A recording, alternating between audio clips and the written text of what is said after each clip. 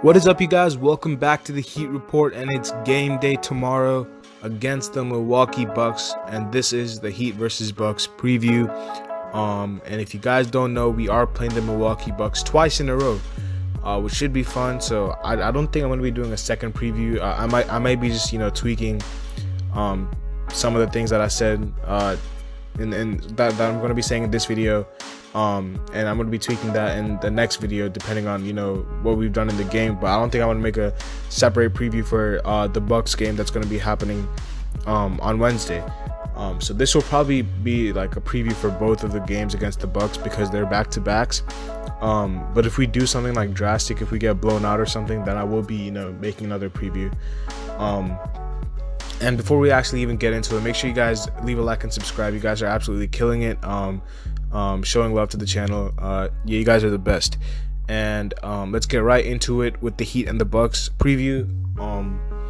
So the Milwaukee Bucks have actually started off pretty slowly. They've started off 1-2, losing to the Celtics, that late buzzer beater by Jason Tatum. Well, it wasn't a buzzer beater, but game winner, I should say. Giannis missing the free throws, the second free throw at the end, cost them that game. They convincingly beat the Warriors on Christmas Day, and they somehow lost to the Knicks. I think everyone was shocked that they lost to the Knicks by 20 points. It wasn't even close. So, I mean, this Bucks team, it looks like it's missing something, but we'll see how they fare against the Heat. I think this is probably going to be our toughest game of the season. The Bucks are a very good regular season team. We have to make sure that we, stifle them as we did in the playoffs for the most part, and in the regular season games last year. We had the best record against them last year in the regular season, so I expect that to continue. I think we have the Bucks number, and I hope we continue to have the Bucks number. As far as any injuries, Jimmy Butler is a game time decision. As you guys know, he left the Pelicans game with right ankle stiffness, and Spoelstra said that he's not going to be rushing the recovery of Jimmy Butler, which is a good move in my opinion. I don't think he should be rushed or anything. I think he can take his time, and we need him for the playoffs. We don't want him to aggravate anything. So game time decision for Jimmy Butler. As far as the Bucks are concerned, I don't believe they have any significant injuries. And yeah, that should be that with the injuries. So the Bucks stats this season have been very up and down because they blew out the Warriors but got blown out by the Knicks and then lost to the Celtics in a close game. As I said, they've been very inconsistent from the 3-point range. Against the Celtics, they shot 40% from 3.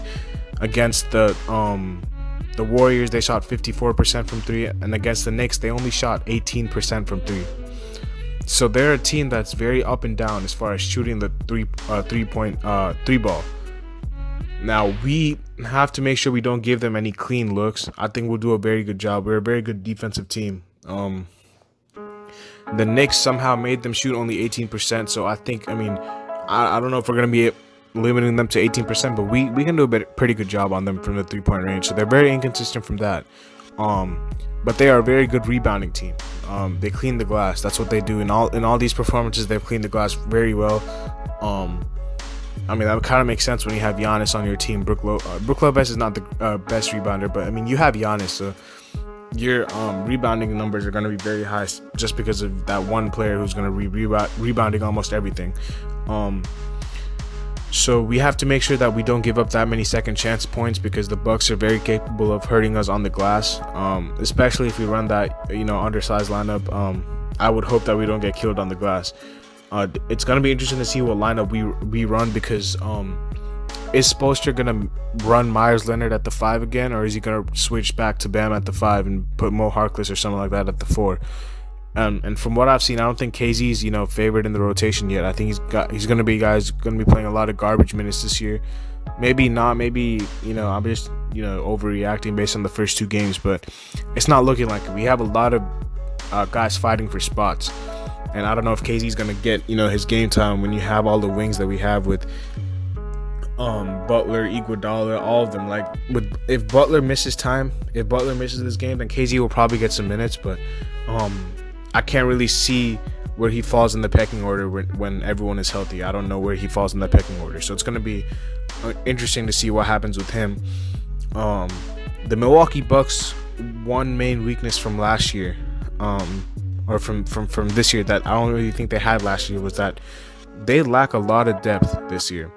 A lot of depth. Apart from Bobby Portis, I don't really think any of their bench players are, that great. They lost, some key pieces in that Jrue Holiday trade. Eric Bledsoe, whatever you want to say about him, I think he's better than anyone on that bench, on that Bucks bench right now. George Hill was, he led the league in catch and shoot 3-point percentage last year, so he was very important for them. They don't have. I think their point guard is Bryn Forbes, who's cool, but he's not, on their level. So I think our second unit, which is I think one of the best in the league, can really expose the Bucks second unit, because we have a really deep team. Avery Bradley, I think, should be getting a lot of minutes off the bench. I think he will. And he can lock down whoever is on that Bucks team. He was playing great defense on Brandon Ingram against the Pelicans, especially in that fourth quarter. We put him on Brandon Ingram, and he was holding his own. And for a guy who's 6'2" to be guarding a 6'8", 6'7", 6'9", however tall Brandon Ingram is, because he has that insane KD-like reach. He was doing really well against Brandon Ingram, and I'm convinced that Avery Bradley can hold his own against almost anyone in this league apart from centers. So it's going to be interesting to see how we take advantage of them, and I really think that the first thing that we can take advantage of is their lack of depth, because they really do have a lack of depth, especially after losing all those pieces that they did in that Jrue Holiday deal. Now, their starting lineup is probably going to be Jrue Holiday, Dante DiVincenzo, Chris Middleton, Giannis, and Brook Lopez, which is a great starting lineup. But after that, who I don't really think they have anyone that can really hurt us, apart from Bobby Portis, maybe. Now, obviously, the marquee matchup for me is probably going to be Bam versus Giannis, and I don't really know if Bam's going to get the full assignment, because last year he didn't. It was Jay Crowder who started off on Giannis. Iguodala had his moments. Jimmy Butler, when he was switched onto him, had his moments. Bam was kind of the guy, who I think Bam can take Giannis. I don't really think we have to. I think Bam, we gave Bam a lot of help last year, is what I'm trying to say. We threw a lot of other pieces at Giannis, not just Bam, and I think Bam is capable of just holding Giannis on his own. I don't think he needs as much help as we're trying to give him. I think he's very capable of guarding anyone in this league. If you guys don't know, just look up Bam Adebayo defense, and then there's a 6-minute video on him locking up 10 superstars. It's crazy.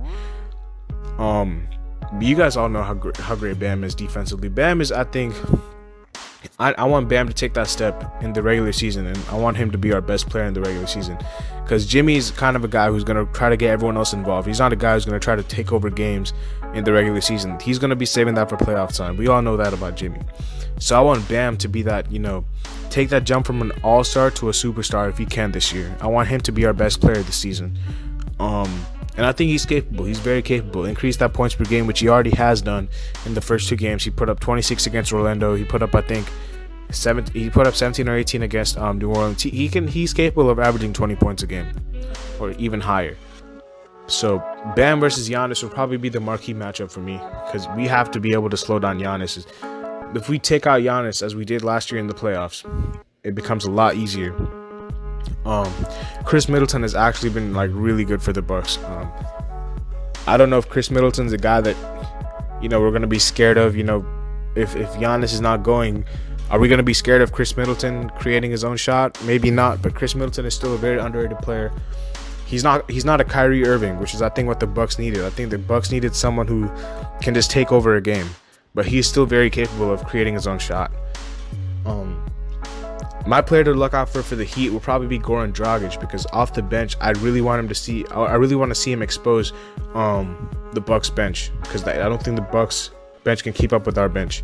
Anyone on our bench, I think we'd smoke that Bucks bench easily. Their starting lineup is good, but I don't trust their bench at all. So Goran Dragic, we need him to fire. He's been very great for us. I think he's probably been our second best player behind Bam this season. So far in the 2 games, he's probably been behind Bam our second best player, and we need him to continue that form. He'll do. Goran Dragic is gonna show up. I just want him to show up in a big way. And yeah, I mean, apart from Goran Dragic, it's going to be interesting to see how if Mo Harkless plays minutes. Because Mo Harkless can be a guy who Spoelstra throws on Giannis at the start. He might take out Myers Leonard, put Mo Harkless in, and say, hey, do what Jay Crowder did last year. Just stay on Giannis, and we'll help you with Bam and all of them if we need to. Because Mo Harkless, whatever you want to say about him, he's a very good defender. I know offensively he hasn't been doing much this year, but defensively I've been really impressed by his defense. And he's just a guy that you can just throw on, you know. He's kind of like how Derrick Jones was for us. Derrick Jones at times was a black hole offensively, but defensively he brought it. And I think Mo Harkless can be kind of like what Derrick Jones was, and Precious can be the guy who filled the void of Jay Crowder in the future, because Precious is a guy who, whether he's starting or off the bench, Precious will provide a lot of energy, a lot of hustle, everything. And very excited for Precious in the future. My prediction is that the Heat will probably win in a close game. I don't want to say blowout. I know the Bucks got blown out by the Knicks, but it's the Bucks. In the regular season, they're really good. They're going to be up for this game. They're just coming off a blowout loss to probably the worst team in the league. They're definitely going to be up for this game. Mike Budenholzer is going to be he's going to wake them up for this game, and it's going to be interesting to see how they fare on tomorrow night.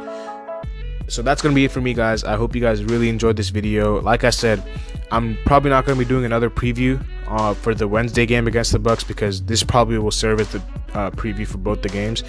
But if something like drastic happens, like if we get blown out or something, then I probably will have to do a preview, because there'll be a lot of issues from the game. But apart from that, I hope you guys enjoyed the video. Make sure, again, you guys leave a like and subscribe. You guys have been absolutely killing it. And comment down below what your score predictions are for the Bucks game. And I'll see you guys later, man. Peace.